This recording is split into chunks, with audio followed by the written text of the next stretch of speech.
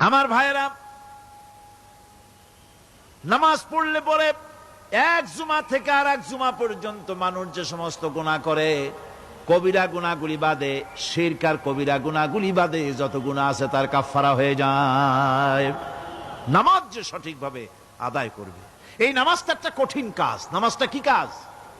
কে বলতেছেন এ কথা? আল্লাহ পাক। ওয়া ইন্নাহা লাকাবীরাতুন ইল্লা আলাল খাশিঈন। নামাজ একটা ভারী জিনিস, একটা কঠিন জিনিস। কাদের জন্য কঠিন নয়? যারা নাকি আল্লাহ পাককে ভয় করে। আল্লাযীনা ইয়াযুন্নুনা আন্নাহুম মুলাকু রাব্বিহিম ওয়া আন্নাহুম ইলাইহি রাজিউন। যারা নাকি একথা মনের ভিতরে ধারণা করে যে আল্লাহ রাব্বুল আলামিনের দরবারে আমার হাজির হওয়া লাগবে, মোলাকাত করা লাগবে, এই চিন্তা যারা করে তাদের জন্য নামাজ মোটেই কষ্টকর নয়, নামাজ মোটেই তাদের জন্য অসহনীয় নয়, বোঝা নয়, ভার নয়। তারা নামাজ আদায় ঠিকই করবে।